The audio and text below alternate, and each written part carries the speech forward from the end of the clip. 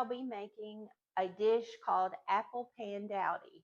This was my mother's recipe, and honestly, she never measured, so I'm guessing at the measurements. But I want to first show you what the ingredients are. Of course, the first ingredient is apples, and we got gala apples, but you can choose any apple that you prefer. And I probably won't be using this whole bag. I'll use probably 4 or 5 apples. It includes cinnamon. There is red food coloring. Of course, that is optional. You don't have to put that in. There's a cup of self-rising flour, a cup of sugar, and then also a half cup of sugar. And you'll see why we need that in a few minutes. And then just some vegetable oil spray to spray my pan. Now this pan is an 11 by 7. You can make it in a 9 by 13 if you want to include more apples and increase your ingredients just a little bit. But today I chose an 11 by 7 because there'll be tons of food there. The first step, of course, is your apples. And so I'm going to get me about 4 or 5 out and see where we are then. And I have preheated my oven to 350 degrees. So I'm going to rinse my apples first. Even though you're going to peel them, I always like to rinse them. So I've rinsed them off. And then I'm just going to quickly peel them. And I won't put you through watching me peel all of them, but you'll see. I'm just trying to get the least amount of peel off of it to save my apple, because that's always what you want to do when you're peeling. You don't want to peel deep, you want to peel very thin.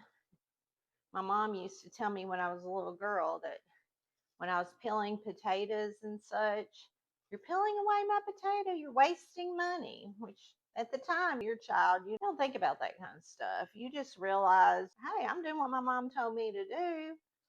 I'm peeling apples. So that's what I would do.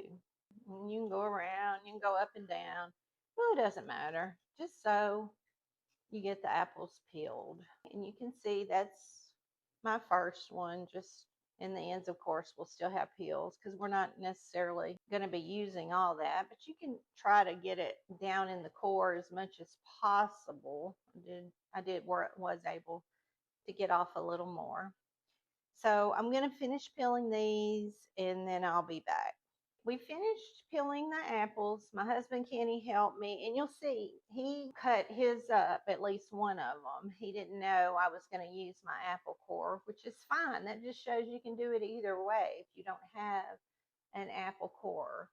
But I'm going to take my 11 by 7 first, and I'm going to spray it as we always do, just to keep the sides from sticking. Then I'm going to take, these are a little bit big. Someone just cuts those in half. Some of them are. That's why I like to use the apple core. You see, there's a little bit of peel there, so I'll get that off. Put these in my pan. Really doesn't matter because they're going to cook up soft, but if they're about the same size, they'll cook at about the same rate. So I've put all of, now that's one apple in there. And then I'm going to use my apple core to do these others. And it typically breaks apart. And you'll see there's a little bit of core left on that. So I cut it off. And there's still a little bit of inside. So I cut that off and put those in the pan as well. You want the pan to be about 2/3 full of apples because you want to have room for a crust. Now you can make your own pie crust if you want, but my mom, we did it the easy way. So here are our other apples. We're just going to core them. Now I do this just to see how many apples I'm going to need in my pan because like I said, I've made different size pans before. So now my next step, I'll show you in 1 second.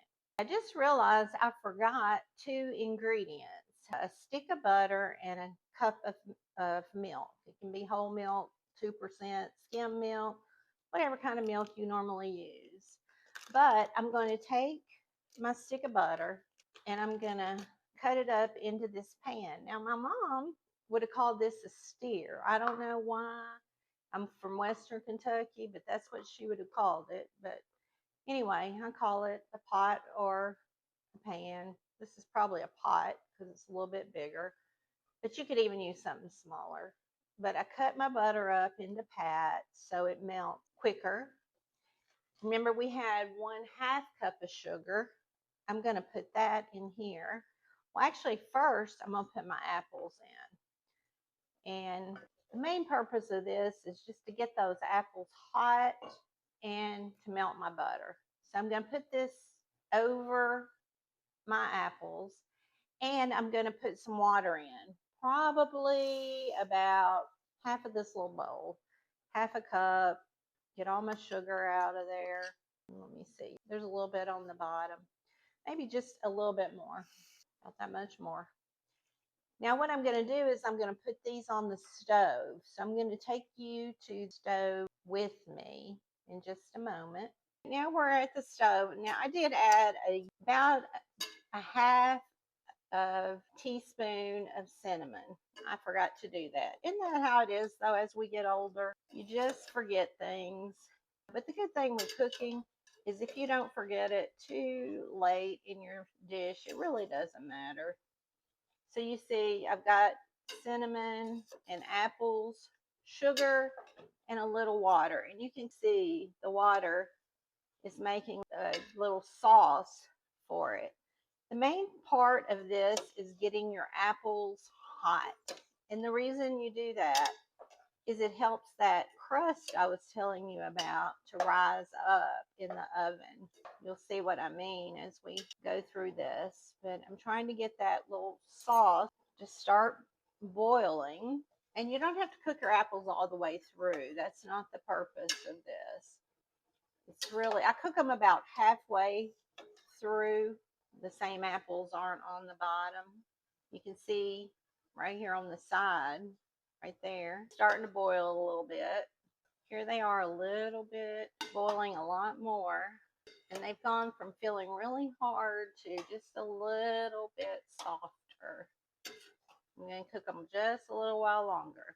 Now, while the apples are boiling, I'm going to take my cup of flour, put it in a bowl, and my cup of sugar, and I'm going to mix these together really well.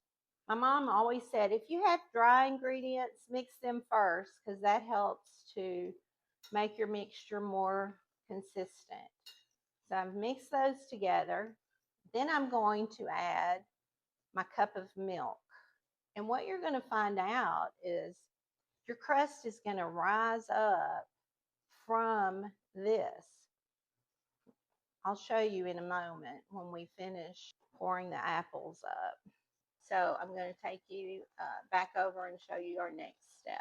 I've brought my apples back over to the counter and I'm going to pour them back into my 11 by 7, just kind of jiggling them around a little bit to spread them out. And now I'm taking this mixture I made. Again, this is flour, sugar, and milk. And I'm stirring it. It's got a few little lumps in it, but that won't matter. If you wanted to get a whisk out, you could do that as well. But I'm just going to pour this over my apples. You see right now, it doesn't look like much. It's just down in there. But that is going to rise up during baking. I'm going to put this in my 350-degree oven for about 30 to 45 minutes. We'll check on it at 30 minutes. While that's baking, I'm going to make a sauce that goes over top of it. Now, this is, again, I forgot, you need another 1/2 cup of sugar, another ingredient I forgot. So I'm going to put this in there. About a half, maybe just a 1/4 teaspoon of cinnamon, a little bit of water. I guess let me put it in here so you can see. Just a little bit of water. I'll just use my measuring spoon to stir. As you get older, it doesn't really matter what you do. So this is just a little sauce. Now, my mom always put just a few drops of red food coloring in it. I'm not sure why, because to me that would make people think it was a cherry dessert, but she liked to do that, so that's what I'm going to do. And then I'm going to take this to the stove and I'm just going to bring it to a boil. And you've seen things boil before, so there's no need for me to show that part in the video.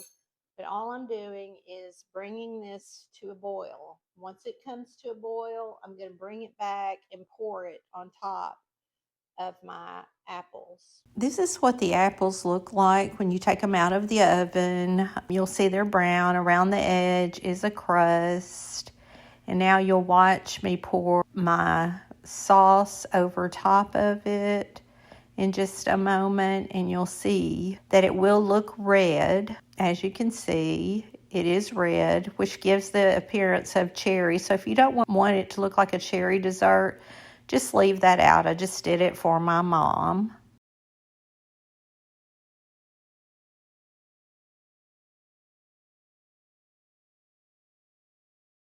The audio died in this clip, but it's just a clip of my husband taste testing apple pandowdy. He said it was delicious.